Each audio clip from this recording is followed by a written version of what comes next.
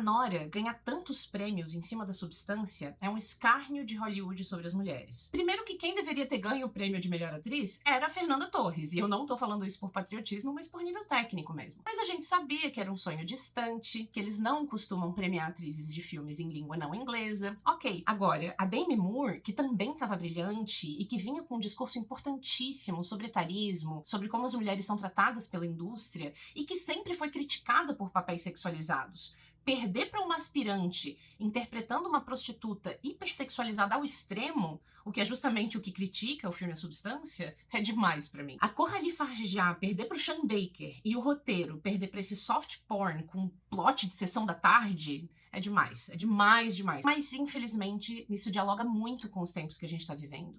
É impossível dissociar essas escolhas do momento político, até porque a arte sempre vai ser política e a premiação sempre vai refletir o viés dos votantes. E de acordo com a revista virtual da Academia, nos últimos 10 anos, eles até empenharam um esforço para tornar o corpo de jurados mais inclusivo, aumentando a adesão de mulheres, de pessoas de diversas etnias. E em 2020, eles anunciaram que até já tinham batido a meta inicial, chegando a incríveis 67% dos membros ainda é homem, 80% são pessoas brancas, e de acordo com o Los Angeles Times, em 2012, a idade média desses homens era 62 anos de idade. Esse número deve ter diminuído um pouco nos últimos anos, mas ainda é um perfil demográfico bem específico desses votantes. Acho que foi muito inocente da minha parte acreditar que esse monte de cara branco, cis, etc., em tempos de maga e trampismo, iam realmente votar numa mulher que critica e ridiculariza a postura de toda a indústria. Ou seja, a postura deles. Claro que não, né? Claro que eles iam votar no conto de fadas incel. Porque é isso que a Nora é. E eu já sabia disso antes de assistir. Eu já sabia que ia ser o suprassumo do male gaze, porque o cinema sempre foi dominado por homens, porque essa predominância influencia a forma como as histórias são contadas. Então, um texto sobre uma trabalhadora do sexo, escrito e dirigido por um cara...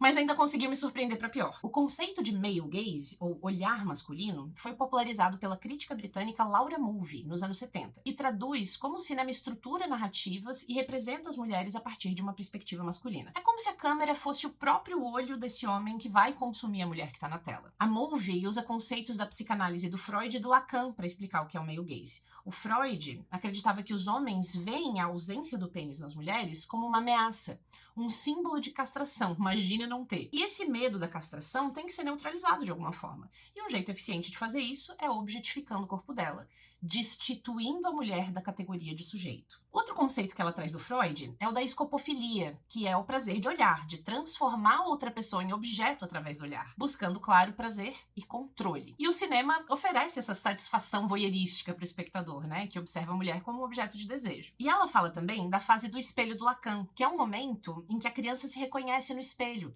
e que é crucial para a construção do ego. E o cinema pode funcionar como um espelho, refletindo os anseios, as características do espectador que se vê na tela, que se identifica com o herói na tela. E toda essa relação entre o olhar ativo e o objeto passivo é permeada por desigualdade de gênero e pela necessidade de neutralizar aquele medo da castração simbólica que a mulher causa. Então o resultado é o olhar masculino projetando as suas fantasias no corpo feminino. Ou seja, como regra, o homem é o dono da ação e da identificação e a mulher é o objeto de consumo na tela. E ela ainda fala que os protagonistas homens têm sempre algum tipo de aval moral para essa objetificação. No caso do Anora, é uma trabalhadora do sexo, então tudo bem sexualizar e humilhar de diferentes formas pro bel prazer do espectador. E a primeira cena já é um monte de mulher pelada rebolando em cima dos caras no prostíbulo, né? Com a música super atual, jovenzinha, aquela fotografia do Euforia, com luzes, brilhos, glamorizando ao máximo a situação. E a partir disso, a gente tem infinitas cenas de sexo bem expositivas. Aí tem uma cena que ela faz uma dança, que ela fica com a bunda pra câmera, as pernas abertas direto pra câmera,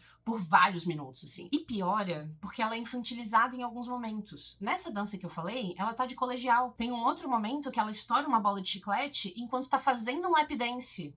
Ou quando ela diz que quer fazer a lua de mel na Disney. Gente, que tipo de associação é essa, sabe? Enfim, rivalidade feminina também tá bem presente no filme. Tem uma hora que elas saem no tapa no meio do puteiro. É tudo em função do olhar masculino fetichista. Aí me disseram que era um tipo de Cinderela às avessas, porque ela não fica com o príncipe no final.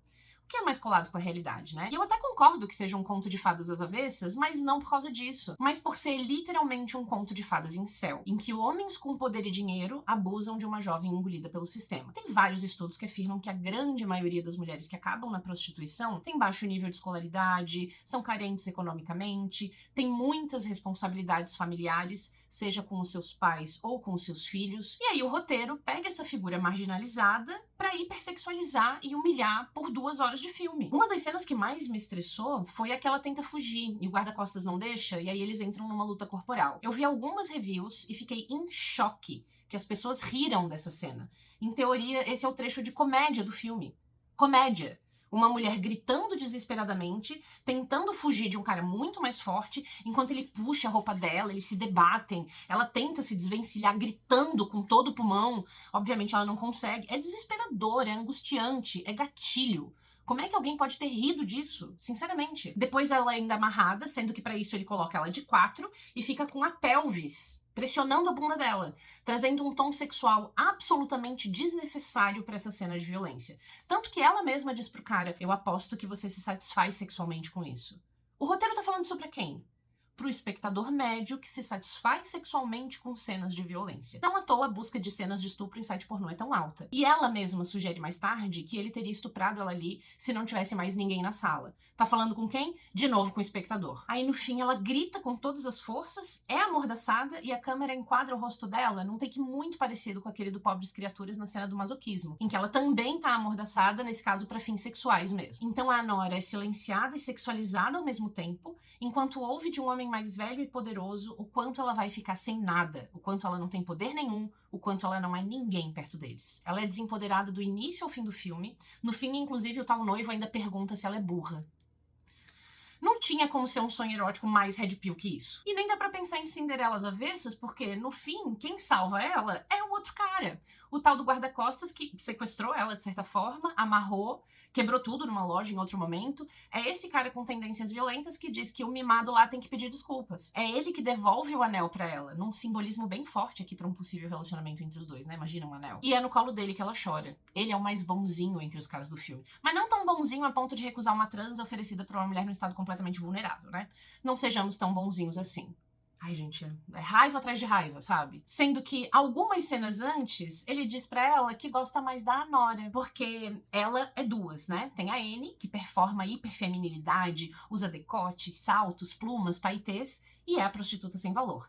A Anora, de quem ele diz que gosta mais, tá sempre de moletom, com o corpo todo coberto. Ah, e a mãe do cara também, que é uma mulher com poder de fato, tá vestindo o quê? Um terno, porque mulheres poderosas de verdade precisam se vestir como homens. Gente, o simbolismo na roupa é muito forte. E a cena que ela e a mãe discutem também, né? São 2 mulheres brigando enquanto o velho branco ri. E pra fechar com chave de crueldade, quando ela percebe que o sonho acabou, que uma prostituta nunca vai ser levada a sério por esses caras, no avião a gente vê e ouve um bebê chorando no colo da mãe. No quarto, enquanto eles estão conversando, na TV passa uma propaganda sobre financiamento imobiliário para comprar uma casa para morar com seus filhos. Lembretes cruéis de que ela nunca vai alcançar esse sonho do casamento. Sonho que os próprios homens inventaram pra nós. Porque existe toda uma relação econômica pro surgimento do casamento monogâmico, pra romantização do casamento, né? A ideia de confinar as mulheres no ambiente doméstico, parindo a prole, o proletariado, os filhos que vão trabalhar. Tem vídeo fixado aqui no perfil com a explicação completa.